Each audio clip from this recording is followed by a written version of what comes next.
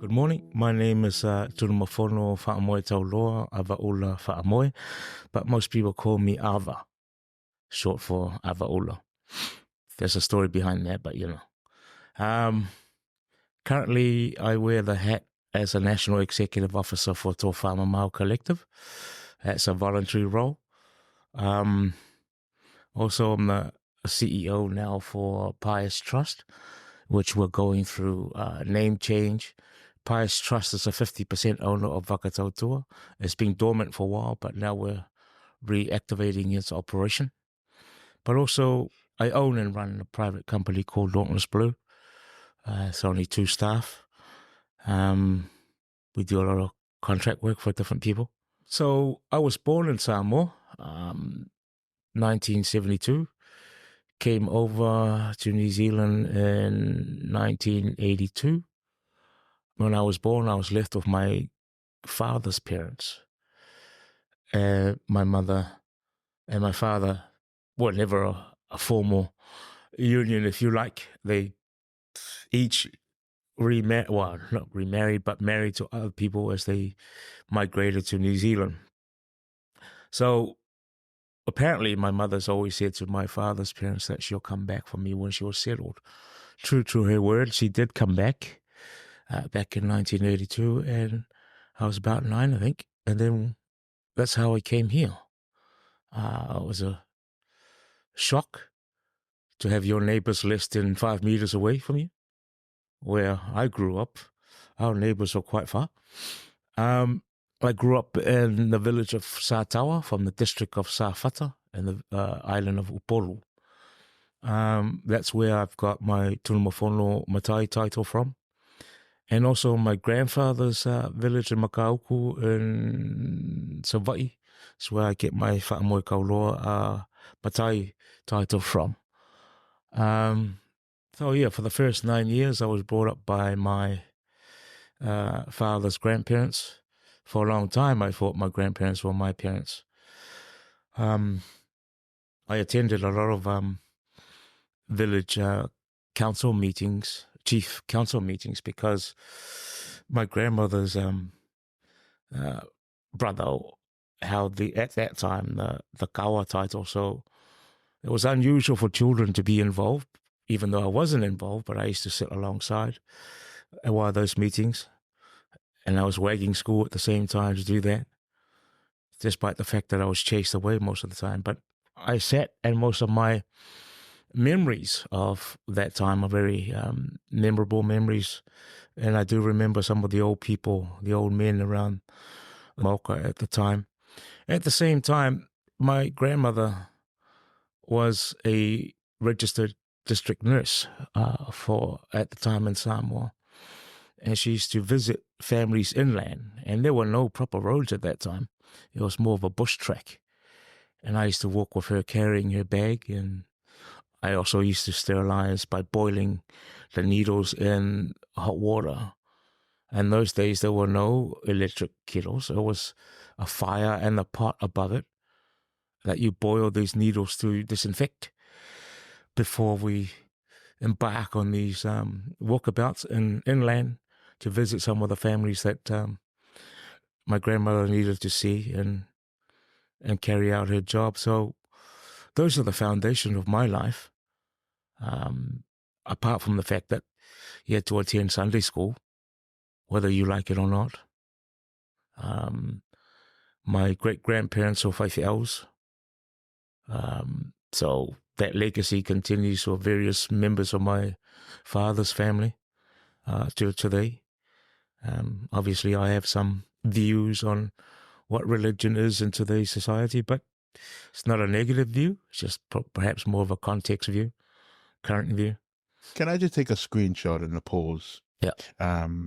Particularly around those, looking back now, you look at it, the unintentional and the unplanned early exposure to the Samoa system of decision making around leadership, and then assisting your grandmother then to go on all of the various tasks that you accompanied her in. All of that bundled together what are some of the impacts from then that has influenced the character that became the current Tunumafono? I guess the greater good.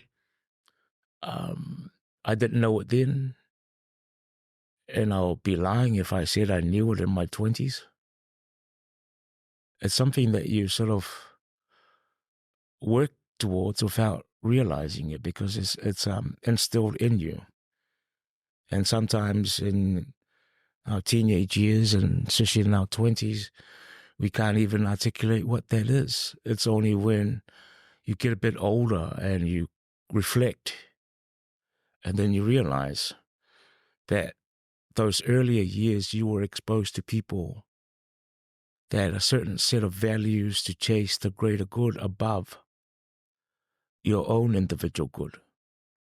And there's an innate belief that if you chase and pursue the greater good for all, rather than just yourself, your individual needs will always be met within that. Because nobody's above the collective good. And nobody's needs are that massive or that important that if you don't, that it cannot be satisfied within the pursuit of the greater good. And I say greater good, it means things that will benefit all people, not just yourself. So what I witnessed in those village council of chief meetings were quite robust. And some of those things that were discussed, I didn't understand at the time. But as I meet up with other people or as I get older and start to remember those things, thinking, there's true honesty in the way that the old people used to do it. Because, yes, we have a fa'aloalo or respect, but there were robust debates. And at the end of the day, somebody makes a decision that takes into account all the other opinions, but most of all, what history has informed or what history advises to inform direction going forward. And with my grandmother, yes, she was paid by the hospital in Samoa and Mototua, but most of the stuff she did after work and the bushwalk that we used to do, and sometimes late in the evening when we used to make our way back home, there was no light. We used to light le aulama or the dried up coconut leaf. And that we used to light our way back. Looking back now, given the standard of life, you think, man, that was real push. But at that time, you never saw it in that way. You just enjoy being part of it. I remember that clearly in all aspects in my time in Samoa. I enjoyed all of those aspects, not knowing that I was going to leave all of that. I guess leaving it and coming here made it even more enjoyable to look back on with very much fond memories. And to a certain extent, you tend to, when you miss something, you tend to romanticize when you reflect back. So there is an element of, me romanticizing it. But I love being a child in Samoa, growing up in Samoa and doing those things. Now, as any child, no matter where you grow up, you're always going to bitch and moan when people tell you, do this, do that. So there is an element of that, I guess, when my grandparents used to tell me to do this and do that. So let's just say not all of the walks you went willingly. Yeah. Of course not. And when I did go, my poor grandmother probably had to put up with so much complaining. Complaining along the way, complaining all the way back. But, the old people have a way of just letting that wash over and just carry on. And I hope I can do that. But sometimes I find myself short of that patience. So let's talk about when you first got to New Zealand and how that experience and everything else that led up to the moment when your world changed when it comes to your disability? What was New Zealand like for you? And tell me about everything else that you had coming here. It was only later that I understood that my mother made a promise to come back and get me. That was an understanding between her and my father's parents. But when I left Samoa, my grandfather was part of the village committee that were preparing to come here for the sole purpose to fundraise to renew our plumbing for our local village dam. These are the pipes that come from the dam. This is the dam and all the related pipes that come from that to people's homes. Now, our village is always being staunch about governing our own dam and our own water. So we've always fundraised to build the dam and also keep up the maintenance for these pipes that go to people's homes. So with that committee that my grandfather came on, along with the local minister and all the other matais in the committee, to come here to New Zealand in 82 to fundraise, to renew the pipes. So the old man said to me, let's go, have a trip to New Zealand. So I've never been outside of Samoa. I never went to Apia much at all. Yes, we had a truck, but I wasn't familiar with any other technology on top of that. These are the days that we had to record. If it wasn't a written letter to loved ones overseas, we had to record it on a tape recorder and send the tape. That's how communication was in those days. But it was a fair trip in my mind as a young fella. Yeah, what an awesome trip to go to New Zealand. And then when I got here, fundraiser over, the committee was returning back to Samoa. My grandfather said to me, I'm going back, but you have to stay here with your mother. It is your future, the reason why you need to stay here. And, you're going to live with your mother. And at that time, my mother's already married, and I had 3 brothers and 1 sister. These are all Kiwi born. I was the only Samoan born. So the choice was taken out of my hand. And I think, as most things, when you look back, you really value how right the decision that the old people made. I didn't like it. I didn't like it for a long time. But there was a lot of wisdom in that decision. And most of all, there was a lot of love in that decision to leave me here. Because as some people will testify, back then when he was walking back through security through the Auckland airport, I almost made it that far chasing him because I didn't want to stay. Just completely foreign in this country to me at that time. But I stayed, went to primary school here. I didn't know a single word of English. So guess my age was enabled me to be, I think, standard 2 back then. So I attended the class per my age. But my reading age, I had to go at least twice a week back down to the lower classes to learn to read because I couldn't speak a single word of English, let alone read English. So, typical Pacific or other Samoan, especially some of my cousins, they used to mock me for that.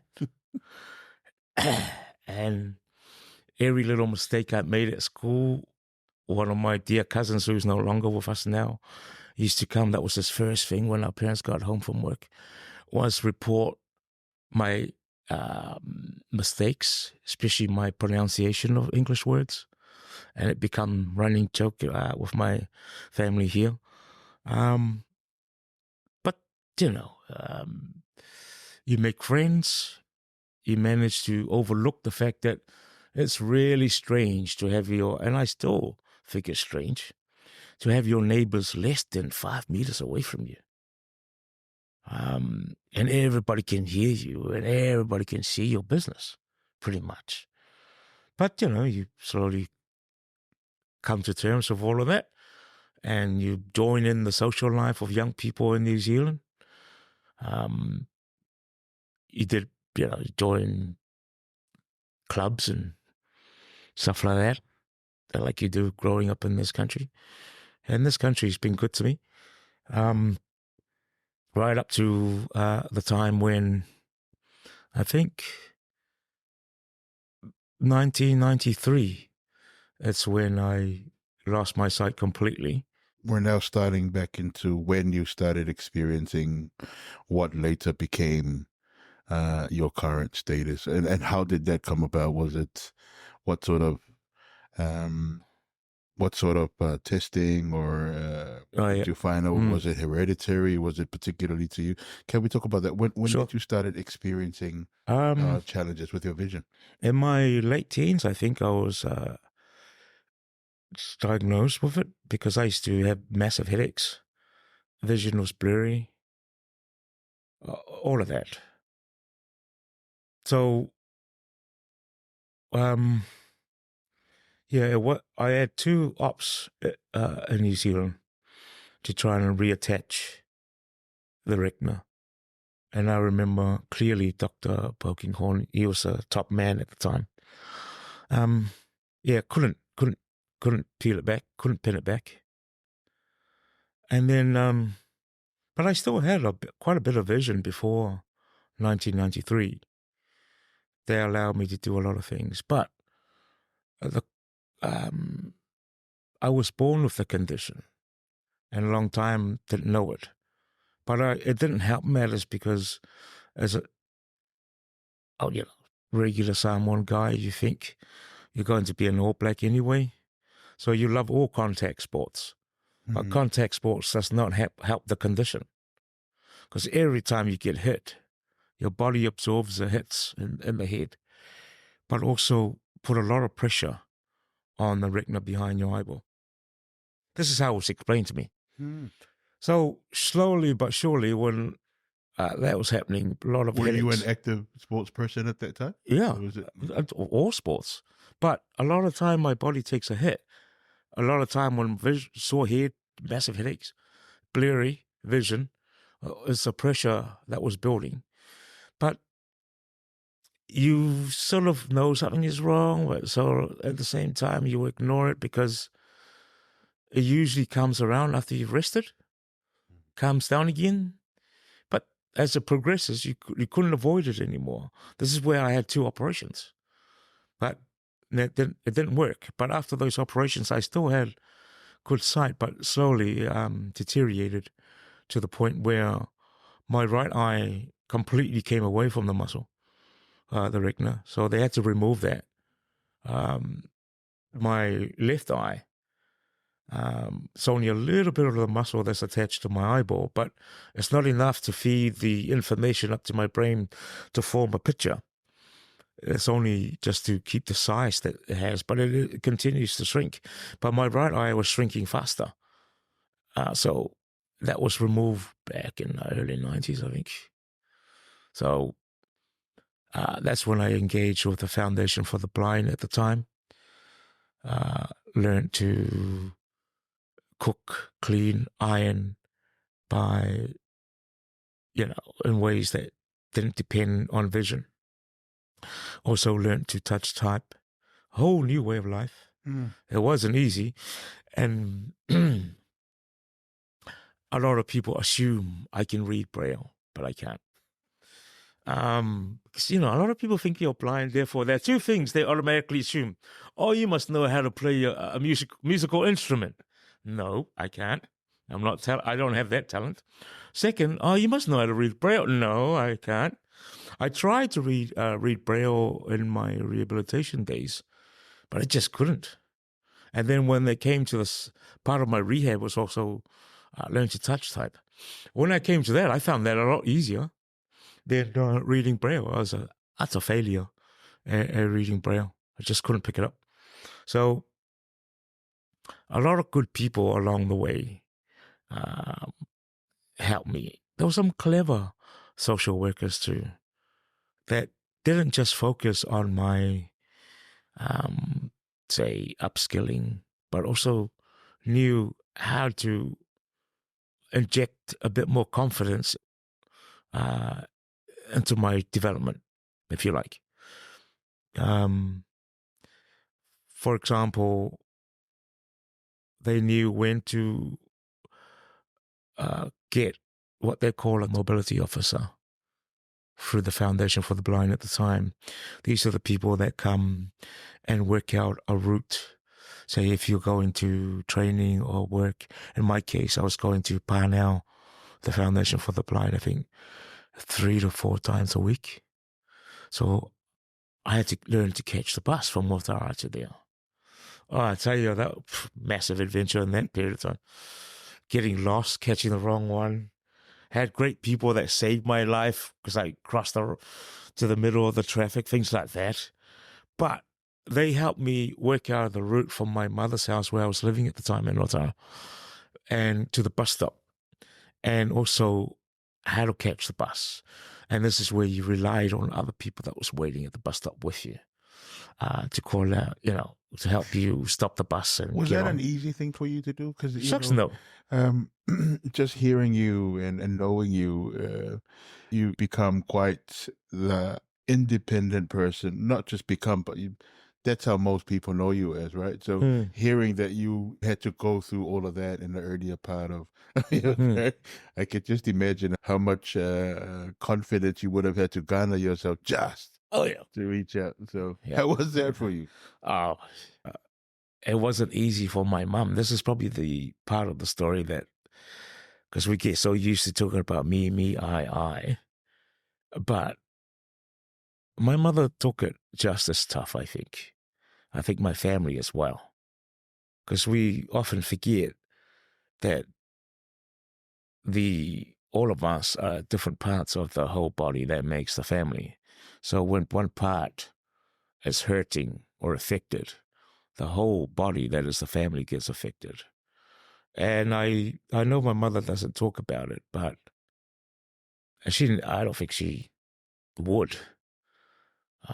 It's just a generation that she was at. But there is a community discourse out there that people don't say it out loud, but it's usually our parents take the judgment, the questioning of behaviors or attitudes or the sin narrative, that it could be her, it could be the family.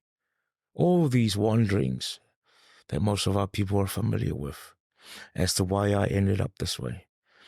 How come I lost my sight? So everybody in my family would have been under that question. Even me. It became embarrassing for a while because I became the symptom of a wider problem as our community perceive it. I was the symptom or the visibility part of a bigger issue according to our people's mindset, which is rubbish at the end of the day. But we still endure and wear that. Now I'm lucky because I had all the support through the state funding organization that wrapped around me, but none of that was wrapped around my family. They were made to go through that quietly and unseen. But I felt it, it's there. But I couldn't even help. The only thing that was clear in my mind is that I am my mother's oldest out of 5. I was always her right hand because she was a solo mother. And now, since I lost my sight, I became the baby.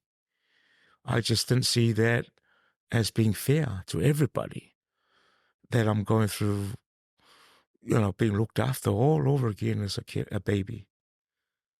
And that sort of gave me a little bit of a spark to try harder. Yes, learning to catch the bus to different destination or meeting different appointments was difficult, but the energy or the confidence to start with was the absolute need to reclaim my place as the oldest and to help my mother, the only income earner in the family at that time. I knew that if I didn't take up the opportunity to seek new ways to become more productive, because I don't believe in independence as we know it. I do love and support independence of mind, but nobody, not even a blind guy or an All Black, is completely independent. Because they too need their families. They need other people at one time or another to support. Whether it be moral support or physical support, everybody needs support. Nobody's completely independent. But I do love and support people exercising their independent thinking, their independent mindset, because that gives innovation, gives new ideas. So when I started to catch the bus, catch the bus, a lot of people helped me first of all, to get on the right bus and to sit in the front at all times. And, you learn some great bus drivers along the way. You meet some great bus drivers because you have to keep the conversation going, because they have to remember who you are and which bus stop that you need to get off. So you talked along the way. They stop and they remember you and say, "Oh, this is your stop." But by the time you get there, all that pathway, getting on and off and walking from that bus stop to where you need to go. In my case, to start off with, from Otara to Newmarket it's much bigger now, but 2777, I think it's 277. The big mall there now in Newmarket. One of the first exercises that they got me to do was be able to get on the escalator and get off the escalator. And I'll tell you what, that was a simple act, but it gave me confidence to step on and step off, but it also helped with my balance. So all of that was taught by this total mobility officer, a lady, and they were great. I had a few. They were great. And also, when I get off the bus, how to get off on the other side of Broadway and then cross over to the other side where the old McDonald's was, and then walk all the way up to Parnell, and then cross to the other side in front of the Royal Foundation for the Blind to attend the gym, for example. This is one of the Niuean social workers program that worked out for me. Going to the gym and doing other things in between as part of the rehab, and then catching the bus back to Otara again around about 4:00. So there's been some funny stories along the way. Most people can't remember, but when you walk to Parnell from Broadway in Newmarket, there used to be a warehouse on your right. The driveway goes down a bit further. I took the wrong turn, and this nice old Palangi lady came and said, "Oh, where you need to go?" So I told her where I need to go. So instead of verbally directing me, she literally grabbed my stick and started pulling me along. So, but you can't I had to remind myself, these are well-meaning people. You can't take your frustration out on these people. Because at that time, I was scared as hell, because you can hear traffic everywhere. You can hear people everywhere. But this lady was well-meaning. So, I had to remind myself not to react in a negative way, because the people are trying to help. And then also that same area, coming back in the afternoon to catch my bus to go back to Otara. As kids do after school, around about after 3, they leave their bikes on the footpath in front of the dairy. I tripped over there and I fell on my face, and I got up, and I was ready to pick up one of these bikes and throw it on the road because they were at my feet. But then the kids came running out and goes, "Are you all right, sir? You're right, you're right." The innocent of children, I had to remember. So I just pulled back and said, "Yeah, all good, all good. I need you to point me towards the KFC end of Broadway, because that's where I need to catch my bus back to Otara." And, on a different occasion, I was walking that same path, crossing Remirera Road that comes off Broadway, almost to KFC, because that's where the bus stop was to catch back to Otara. Instead of walking, because on Remirera in those days, there was an island before you get to the other side. And then about 5 meters is KFC bus stop. And on the right-hand side was Broadway, busy as time traffic. And I miscalculated the island that was in the middle that I'm supposed to walk to and wait there and listen out before I make the final crossing to the other side. And I veered off to the right. And that was right in the middle of busy ass traffic. And this guy just stopped his car and ran after me. He almost picked me up and put me back on the right footpath. So it's a story like that. And also one of the stories about a bus driver. I fell asleep past my mum's house on one occasion, past Otara, and we ended up in Manukau. And there was nobody else in the bus.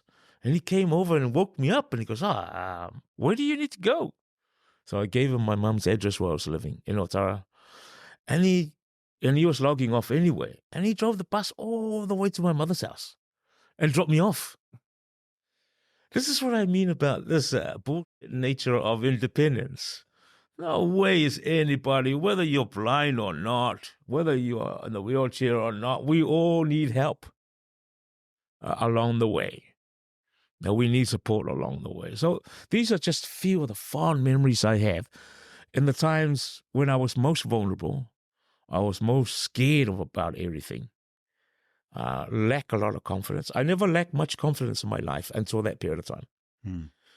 But because I was so vulnerable at that particular time, I was open to different things. I didn't take the mistakes I made so harsh, Let's talk about that, right? I learned from it. But I wanted to talk about the period before the rehab.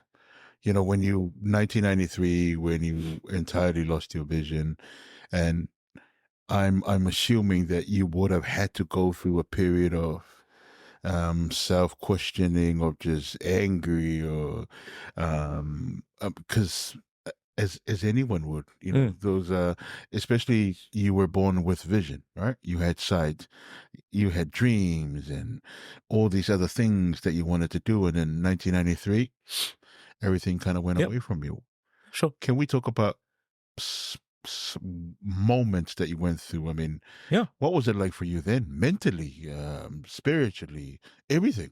A lot of things I try to bear my mother and my family in mind as I share things. But I think at that time it was very difficult. It was difficult for my family, even the relationship between myself and other family members, because I was the one doing the cooking after school to feed the children, my siblings, me and my sister. We were the ones that cleaned the house. We were the one that got the younger siblings go to school, make their lunches to go to school, and got to be home to cook, to feed them when they get home after school, even though you're one of the kids, because your mom was the sole earner, paying a mortgage and feeding you at the same time. So when I lost my sight, I couldn't do any of that. And that affected my family. But if we're talking about me, there were questions about, because, when you're young, you think you're invisible. Nothing could hurt, nothing could touch you. So, you had doubts. What kind of future am I going to have? Is any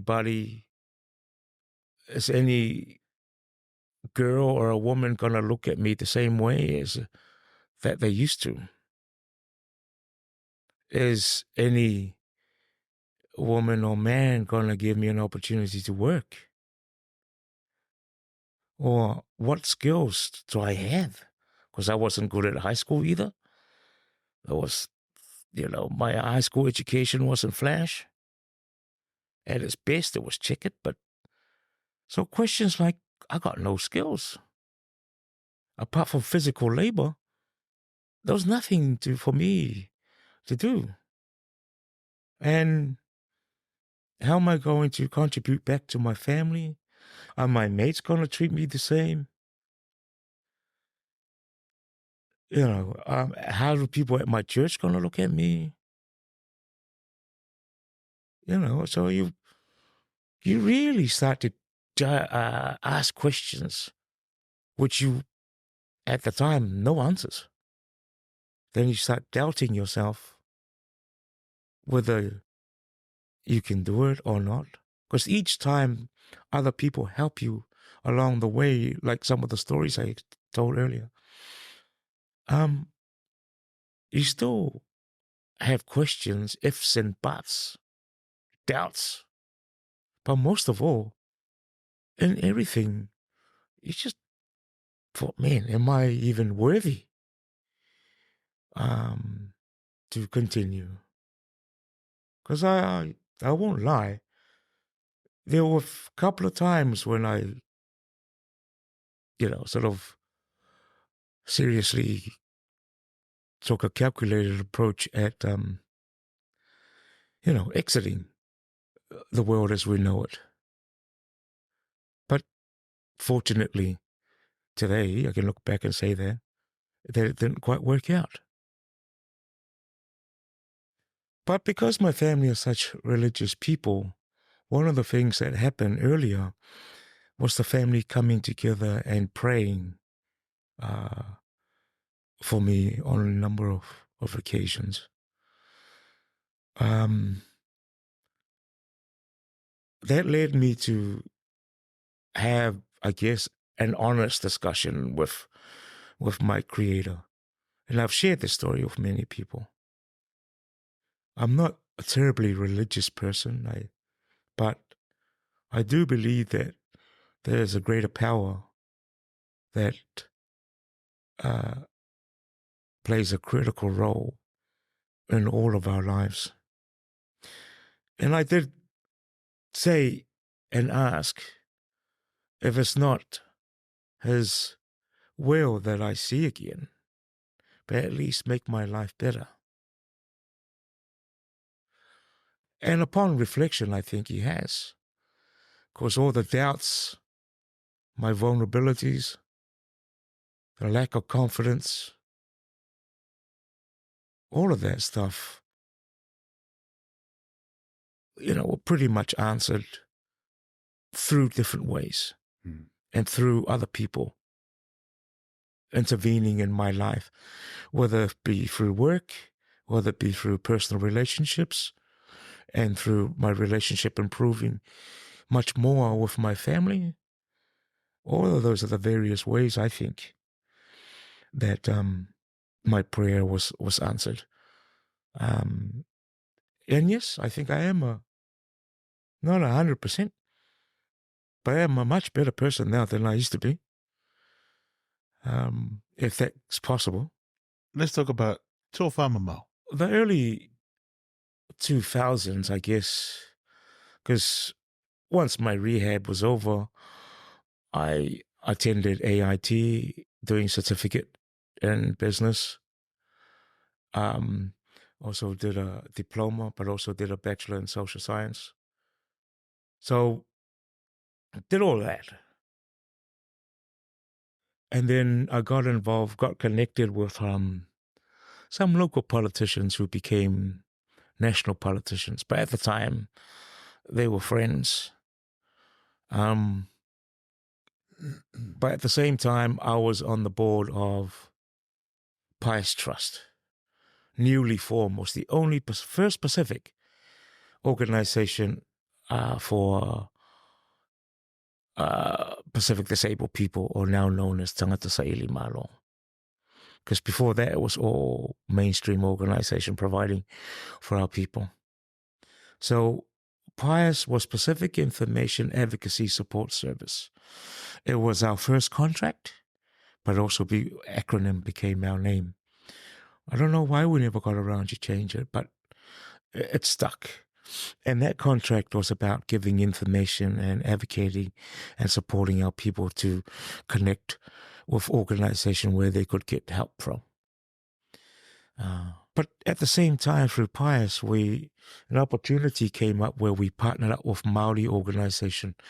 In this case was Ngāti Whātua and Tainui. And for the first time, a mainstream contract went to non-mainstream. This was a partnership between Māori and Pacific. Pius, along with another Pacific organization, and Tainui and Ngāti Whātua, we won the Need Assessment Service Coordination, or as we know it, NASC contract in Auckland.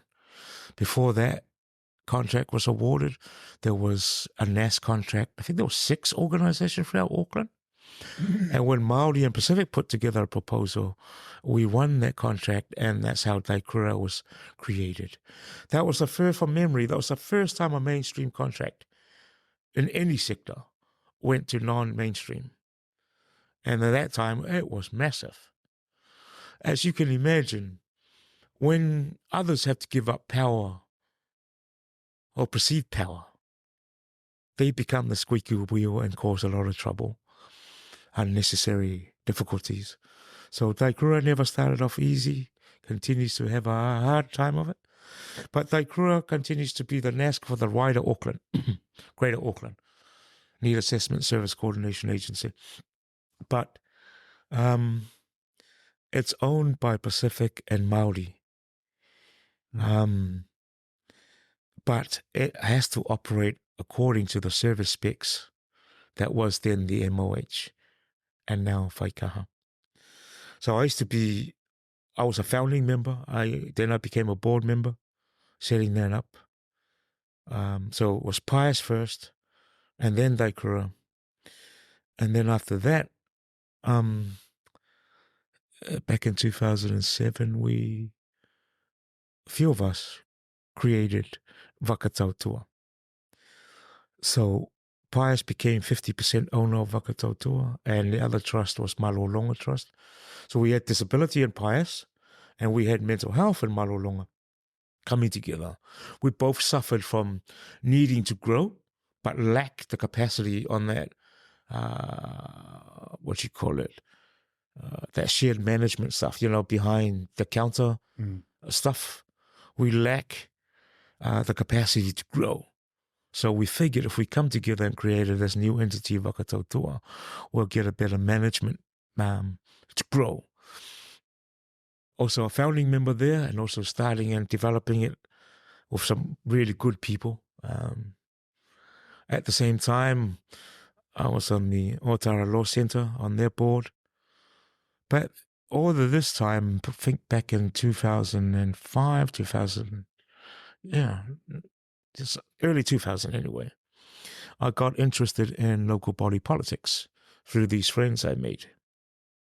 So at the time, Manukau City Council was still around, and I ran for the Otara area for community board at the time. And I was lucky enough to win a seat on that community board, and later on became the chair of that community board. That community board, I was the only disabled person on that, or tangata sa'iri malo on that community board, and heavily engaged with the Council of Manukau, because that community board comes under Manukau City Council. So another board that I was sitting on, I really enjoyed my time at council, because you got to deal with people's issues, rubbish, pick up on time, rubbish spread everywhere across the street, people's water rates, people wanting to enter the swimming pools for free, which means you have to increase the rates to maintain it, libraries.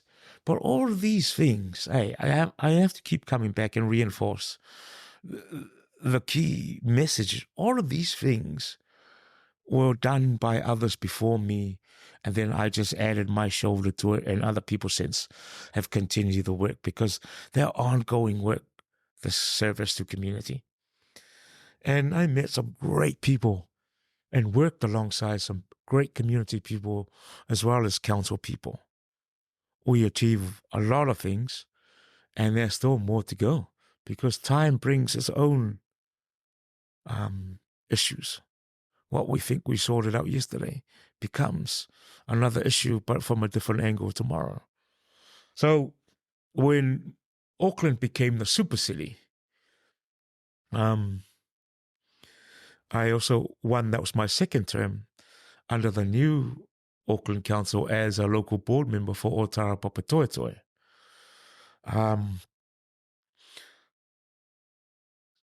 So you engage our community around these long-term plans and stuff.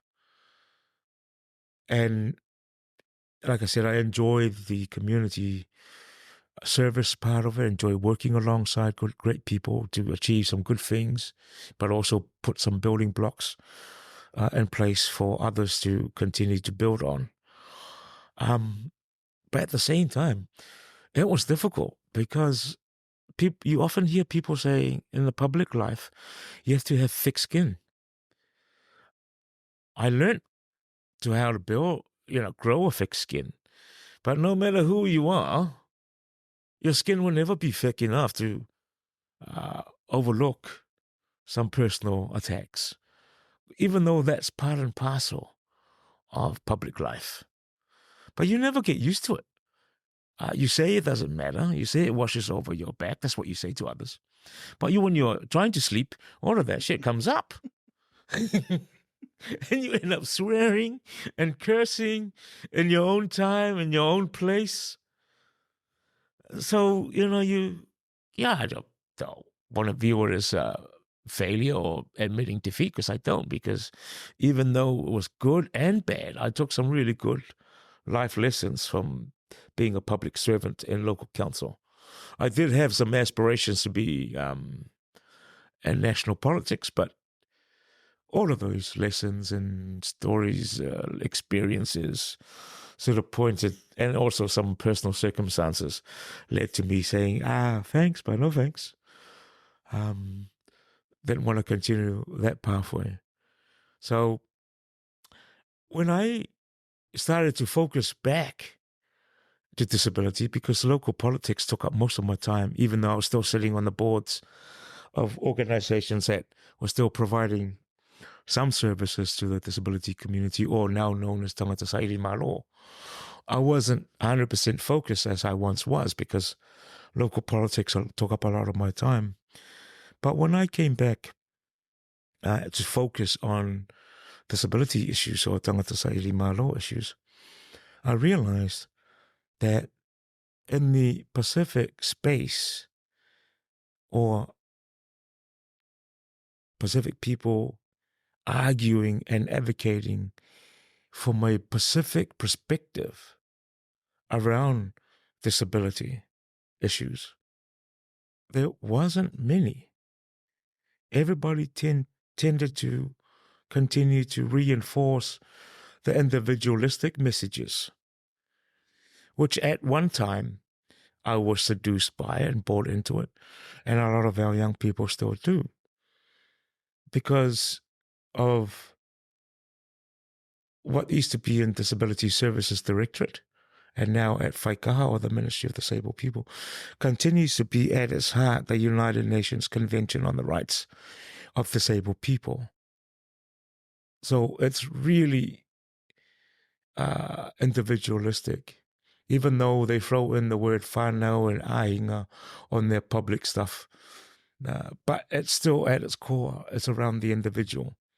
And yet that convention is heavily informed by Eurocentric approaches or values, or the way they see the world. And those values and those perspectives sit in Europe and in the States, completely foreign to the perspective that's indigenous to this side of the planet. So coming back to this sector and a bit older and having a bit more confidence, and a bit more thick skin, I thought it's time for some changes. And I knew that the changes won't come easy. And it's going to take a long time for people to accept. And along the way, that I'll be taking some hits, because I'll be spearheading some of this. Because a lot of people are still stuck on the only way that you legitimize something is if you interview or consult every Tom, Dick, and Harry and his dog. But one of the Pacific ways is leadership. There's a reason why there's a Council of Chiefs. There's a reason why you don't make decision by consulting every Tom, Dick, and Harry all the time. Now, there's space and room for wider consultation, but equally as important is leadership and ideas and innovation. So this is when I formulated Tōfā Mamao. And I got the term Tōfā Mamao from my earlier on experience as a young person attending Council of Chief meetings in Samoa before I came here, where as I mentioned, these debates were robust. But afterwards, the paramount chief usually makes the decision, but he doesn't make the decision from a dictatorship perspective. He usually takes into account people's opinions, but obviously guided by the experiences of the past in order to paint the way forward in the future. And usually from memory, it's other kulafale or talking chiefs will usually affirm it by saying things like, "Malo le Tōfā Mamao, well done for having the long-term vision and the wisdom." So that's where I got the name of Tōfā Mamao, and we translate Tōfā Mamao into English, navigating the future guided by the past. I knew that Tōfā Mamao can never be a service provider, but it has to be an influencer. It has to advocate for strategic issues. And one of the main strategic issues I saw at the time was everything is individualistic. Our policy setting in this country, for all good and well-meaning intentions from the past till now, is very individualistic, this policy setting. So why that's a good policy setting for other parts of our country, but for the Pacific community, most of the normal way we operate is not about me as the individual only, but it's also my family, my community. So it's collectivism.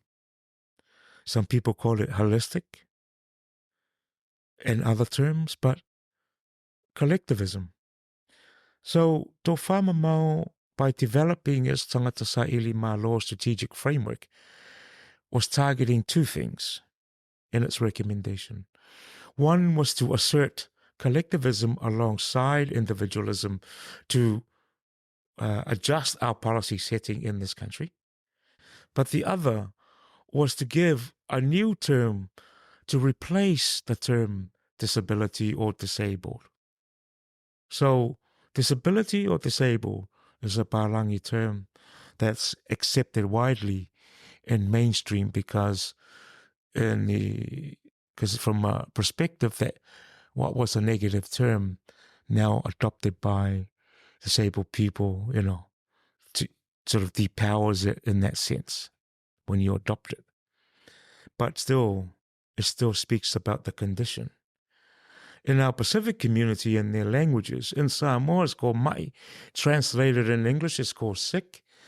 In Tonga, it's called polio or polio to describe a whole raft of different types of disabilities. And I'm sure other Pacific nations have equally a medical term to describe it, a clinical term, or, shall we say, a derogative term, because it's all disability stuff. But anyway, all of those terms speaks about the condition. It doesn't lend itself to a conversation that speaks about people's aspirations, hopes, and dreams. So this is the second part that Tōfā Mamao's advocacy through its tangata sa'ili mālo strategic framework, adopting this term in lower cases, tangata sa'ili mālo. Tangata means person or people. Sa'ili mālo means the pursuit of success. People pursuing success. For as long as we call them disabled people or ma'i or sick or polio or whatever in these deficit terms, we don't shift the conversation in our community, to people having aspirations to succeed in life. people having the right to determine what those successes are for them and themselves. So it also broadens the term of tangata sa'ili malo beyond the disabled person. It's inclusive of their nofoakainga / family, their carers or supporters / tautua soifua. Tautua soifua meaning service to life or lives. Nofoakainga meaning more than just a family. It means the extended family, our community. So that's what Tōfā Mamao has been advocating on and influencing change on. It's not a service provider. However, through its innovation or its thinking, through its framework, it will partner up with trusted and like-minded partners like we have, like Wakatautua, Taikura, Pacific Home Care, Pius, to innovate on future models of support, like we are now in terms of our tangata sa'ili malo model of support and our second phase of tangata sa'ili malo unified commissioning framework. What are your aspirations as part of Tōfā Mamao and what it wants to influence people to continue to have those, no matter the abilities that we have? But for you personally, what were my hopes and dreams for Tōfā Mamao? Hasn't changed from the beginning. We have a growing membership in Christchurch, Wellington, Auckland's been stable for a while because that's where it grew from. But it's my hope that those regions in their committees, continue to meet, grow their membership, discuss issues that impact on their daily lives, create opportunities for themselves to engage with their community by reinforcing these key messages of sa'ili malo or pursuing success. We don't do it alone. We have to have partners, and we do it alongside our community and with our community, but always inclusive of our family and extended family, because nobody succeeds on their own. So, but also those regions now are formulating a national council. That's Tōfā Mamao, and we've got our first meeting this Friday. Truly national council, made up of representation from those three areas for now. And that council has to act on national issues, whether they be national in terms of central government or even in the private sector. Key strategic national issues that council has to promote, advocate, and interact with. But also, they have to start interacting and providing a voice on the international debates. And it doesn't have to be just disability or tangata sa'ili malo related issues. It has to be able to give an opinion, hopefully in the future as they grow their membership and grow their intellect. Have an opinion about economic issues, training opportunities, technology issues, so on and so forth. Because the world is not as big as it once was. The technology has shrunk the world to the point where all issues impact so-called able-bodied people and so-called disabled people or tangata sa'ili malo. So therefore, we have to have an opinion about those issues. We can't be left out of that debate, and we can't debate or give a perspective by continuing to reinforce the individualistic messages. No, we have to give those messages and contribute to those international and national debates from a uniquely collectivistic perspective, that is tangata moana or Pacific people. That's why Tōfā Mamao's vision speaks about pursuing success underpinned by sheer determination, sustained by the collective vitality of Pacific peoples, because we can't do it by ourselves. Nobody can. Everybody needs one another.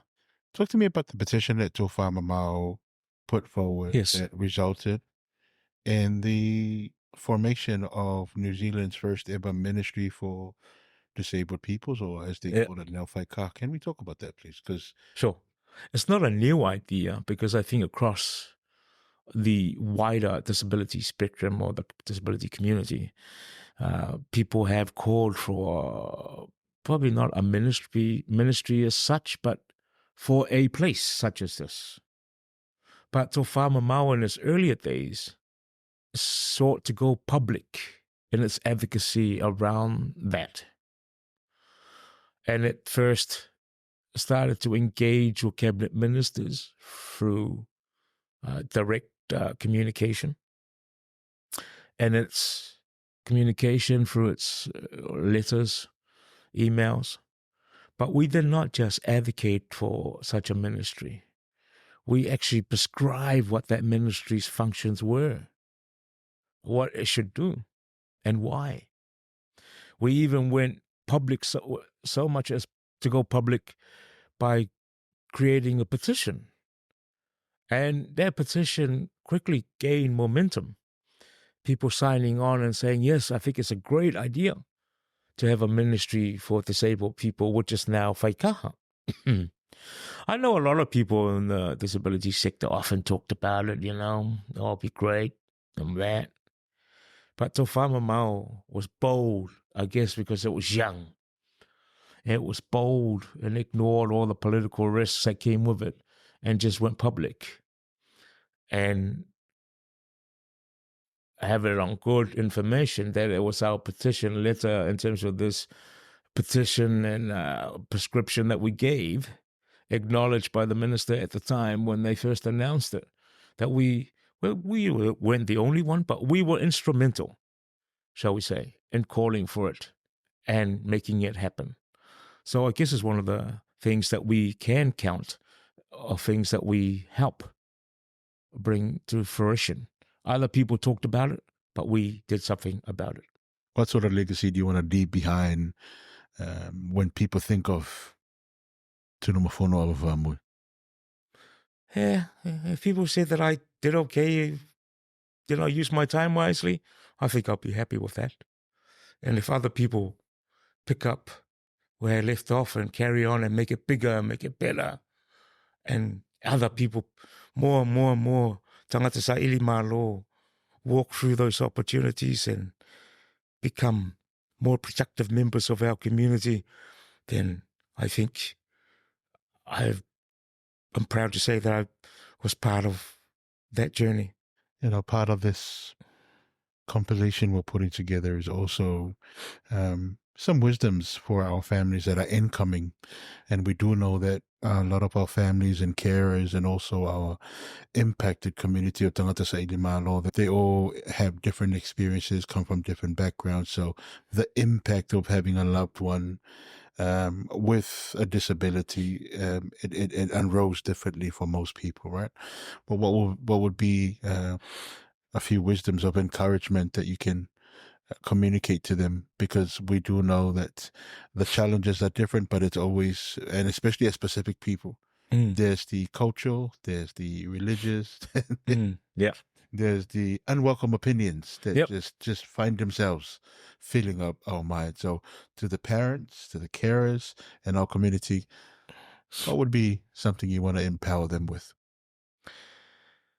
In my short time in this, I guess, going through all of this, what I've learned with our people that often, I guess, because of the various challenges we overlook, is the common factor that it's really, really emotional. It's a tough, emotional journey. And it's not just for the person that has the disability, but for our parents, even their brothers and sisters, even the extended families, even our community. It impacts much wider than we first thought of. But most of all, that impact is a really emotional impact. So I guess in hindsight, you tend to minimize a lot of the challenges, but at the time, they were huge challenges. And I can just imagine for other families, whether your loved one is born with it or your loved one acquires it along the way, the impact is the same. Before you even think about the physical challenges, the first one is first emotional. Oh my God. As a parent, what did I do? What did I say? As a family, what did we do? What was our behavior? These are the unspoken, emotional driven terms. And as a community, they point the finger and say, what did you do? What did you say? What did you eat? What sin did you commit? But we don't have a forum to discuss all of this stuff. Most of our families suffer in silence. Our loved ones, yes, they get the support because they are physically seen and identified with the condition. But it's easier said than done. But to acquire or be born with a disability, yes, our loved ones go through those challenges, as I mentioned earlier, doubts, feelings of vulnerability,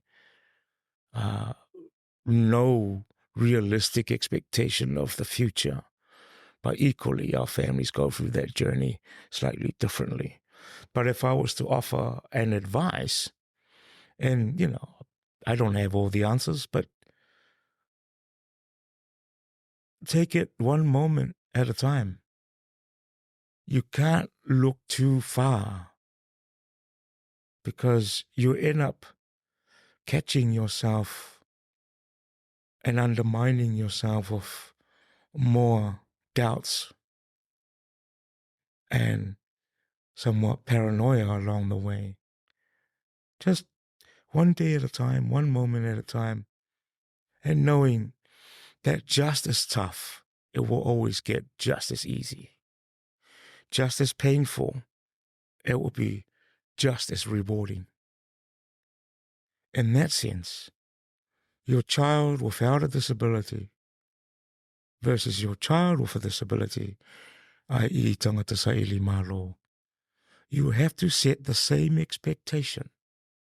Just because your loved one acquires it or born with it, and their brother and sister are fortunate not to have it, but you should continue to have the same expectations of their siblings as you do for them. Because if you set a different bar for each other, then really you're not entertaining or setting expectations of quality. I'm not saying my brother that will become an All Black, meaning I have to become an All Black. I will reach that success equally as important, but our families have to see it and value it equally. Not, oh, well done, son. And then spend most of the time glorifying the All Black brother. No, their achievements should be the same. And the way we challenge them to succeed should be the same. The standards that we set for them to meet along that pursuit of success should be the same. But always our successes should be celebrated, even though they look slightly different. Can I just congratulate you? Your English has come a long way. One of the first things that my Kiwi-born cousins ran home with was, because at that time I didn't understand, so you tend to watch and do, right, what other kids are doing. So the teacher said, stand up, girls. And I just naturally just follow what people are doing. So I stood up. And then the cousin of mine, who's no longer with us, ran home, and the first thing when our parents got home, told him, oh, you know this fob? Do you know what this fob did? And what? Well, the teacher said, the bilingual teacher said, stand up, girls. He stood up. So embarrassing. So, that was one of many things that happen when you can't understand, let alone speak, as they call it, the Queen's English. But, we muddle through.